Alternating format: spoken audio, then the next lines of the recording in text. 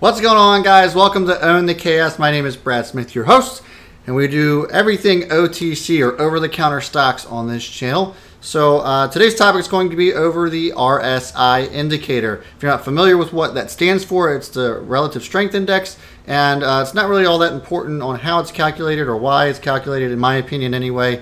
I'm going to go over and simplify the RSI indicator and how you can use that to help you become a better trader, especially when it comes to overbought and oversold situations. We touched on it yesterday a little bit when I was using an example on a stock. We're going to revisit that if you weren't a part of that discussion, and I can help you break that down a little bit more. So first things first, though, if you're visiting my channel for the first time, welcome. If you notice over here, you can see the chat that's going on already. At the end of all my live streams, I always try to answer as many questions as I can. So feel free to ask questions over here, and I'll be happy to answer those towards the end of the video. So as always, let me go ahead and welcome some folks here. Cami, Seth, Papa Wolfek.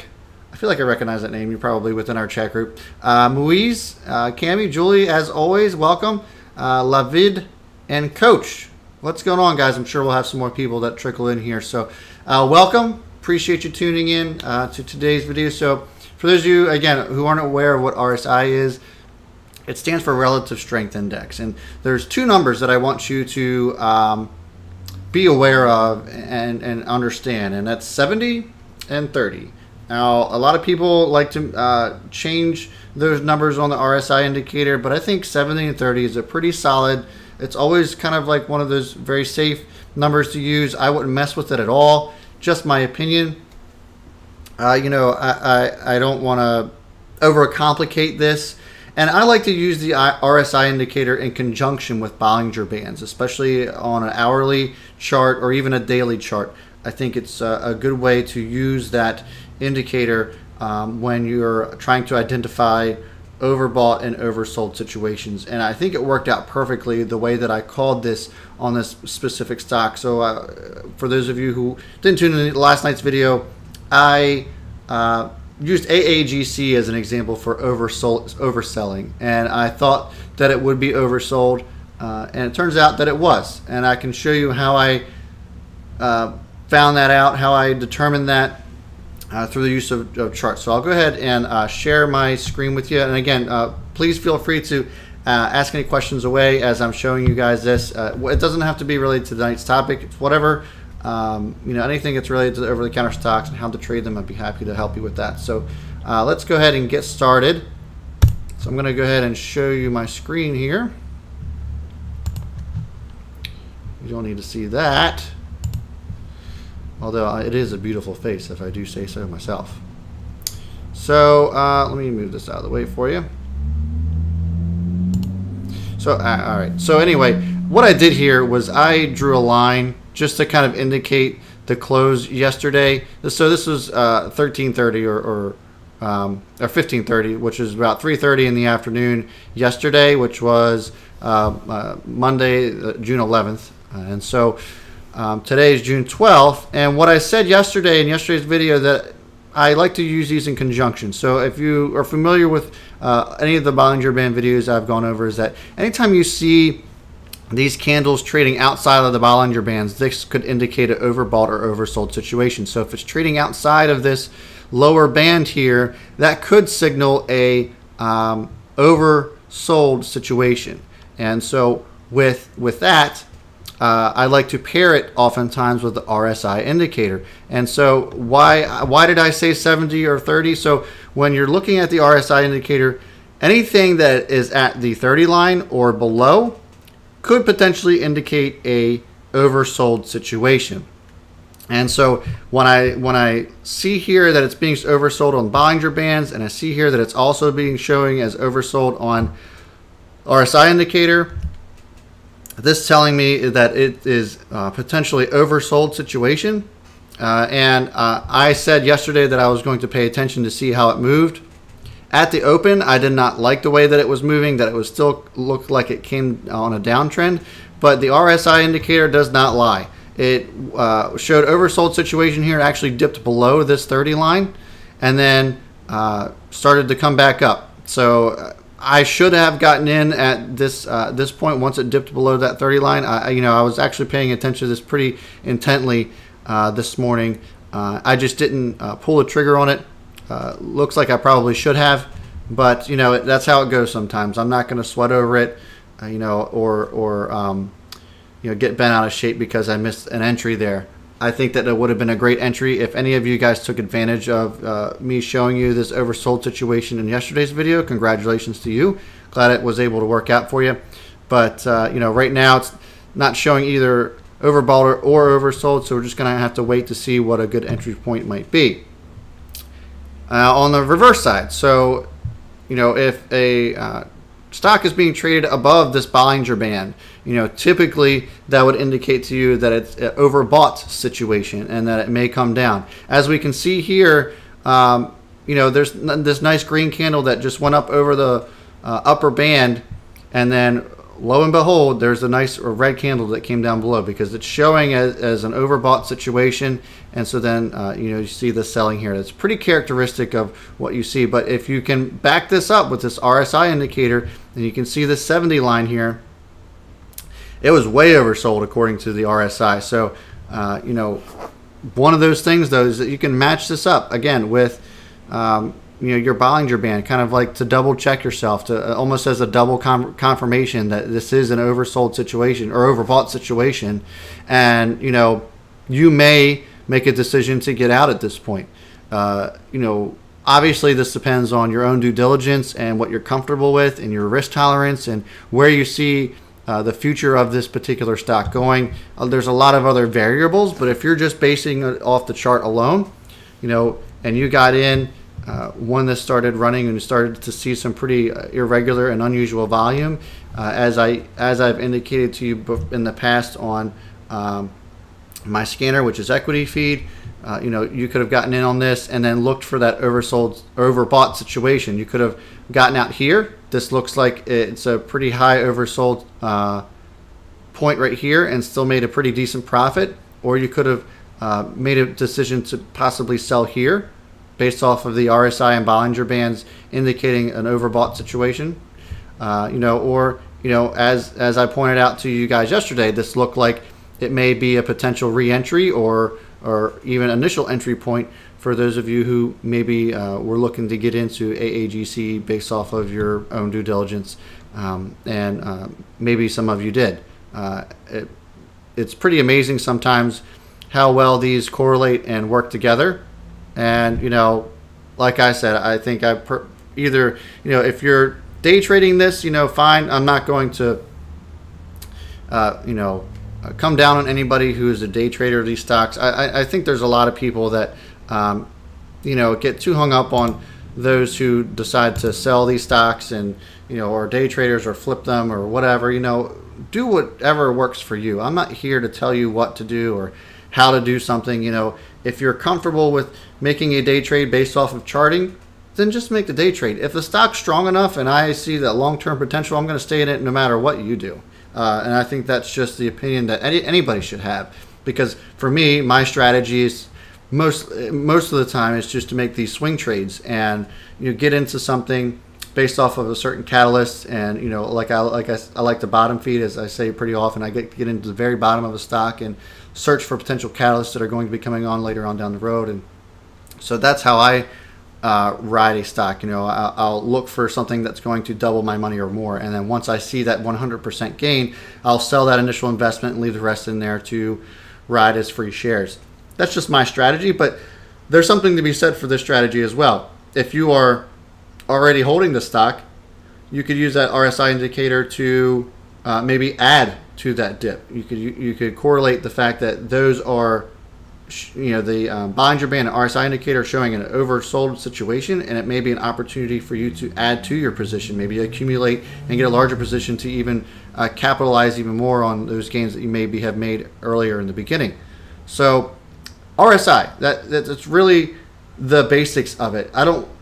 There's plenty of videos out there on how it's calculated. There's plenty of videos on, much more in depth on the RSI indicator, but in its most basic form, which is I always like to just keep it as simple as possible, guys. Just pay attention to that 70 and 30 line. Anything that's above or below that, make sure it's you can get that double confirmation within those Bollinger Bands and then make a trading decision based off of that. Obviously, that's just my opinion. That's how I've found success in trading this kind of stuff, especially if I'm just doing something as a maybe a 1 or 2 day trade. And yeah, so I hope that was pretty simple for you to follow. And if you are unfamiliar with the platform I was using, that's TradingView. I always like to use TradingView for charting and stuff like that. I think it's pretty easy to use. RSI indicator is obviously a very popular indicator that a lot of people use, but I wanted to break that down only because there's a lot of you that came to me after last night's video and was asking about how to use that RSI indicator, and I thought, why not? Let's go over it. Let's cover it tonight. It's pretty simple, I think, to use, and hope it helps out. So without further ado, I'll go ahead and check out, see if there's any questions here or comments. Somebody says, so Cami says RSI also changes depending on time frame you're looking at. Yeah, so I actually had the hourly on there, so you could do it hourly or daily. Now let me just see the rest of the question. When you're done, can you talk about time frame is best when using this kind of technical analysis? So yeah, so right there, that was the hourly chart. It would depend on how you are planning to trade this stock as to whether or not you were as to how to set that chart up. So if you're looking to make a longer swing trade, then maybe you would set it up as a daily chart. So instead of looking at those candles in an hourly or maybe 15-minute or 30-minute intervals, maybe you would spread that out on a daily chart and look at the daily, because that's what a lot of folks within the OTC do. They're going to make longer swing trades on this, so they're more than likely going to look at a daily chart and make sure that those candles are on a daily. I just did it on an hourly because I like it for day trading purposes. Like if you're looking to make a day trade, or even like a maybe a 1 or 2 day swing trade, or 2 or 3 day swing trade, that you could use that hourly to try to identify an oversold situation and kind of make a quick buck. I think doing that, especially if you have a smaller account, definitely helps you out in the long run. To build up an amount so that maybe your risk tolerance gets to be a little bit greater, so that you can make those longer swing plays, and your patience is going to obviously increase with that. So that's what I use. So hope that helped you out, both Cami and Julie. It looks like you both were curious about that as well. Okay, looks like to me it's the same entry as yesterday. So yeah, so it didn't really. So yeah, okay. It traded slightly sideways. I think that AAGC saw lows of, I believe it was 18 or 19 today, and if you got in at 19, you would still see a decent increase. I think it closed at 22. So if at 0019 and then it closed at 0022, I believe, it could have been a nice decent entry. Again, it's not going to be anything crazy. This was just an example to show you how it's being traded and how to identify an oversold situation. That's all it was. Obviously, there's got to be other plays in there, such as volume and that sort of thing. All right, so what is a custodianship and why does it matter for OTC? So a custodianship is when a person, such as a CEO of a company or whatever, or a would-be CEO of a company, decides to take over another company. So let's just use an example I know you guys are probably familiar with, is GMOS. You've heard me speak about that and how that just recently underwent a custodianship. So a custodianship occurs when a person or entity is looking to take over a shell company. So GMOS is that's a ticker for the company. It's called Giant Motorsports. It was taken over by Joseph Accaro's lawyer, and they have nothing to do with motorsports. So they're taking over this company, which is just a shell. Nothing's going on with it. It's dormant. It's showing as defunct or whatever on the Nevada Secretary of State. And so that's like one of the first steps to taking over a company, and then after that follows reinstatement. And we actually saw that with GMOS, where the custodianship actually happened back in late May, and then reinstatement shortly followed after. And so that's kind of like the beginnings of a stock, if you will. That's how a stock almost gets born from its dormancy or from a defunct shell. So nothing was going on with GMOS. Somebody decides that they are looking to take that over and take custodianship of it.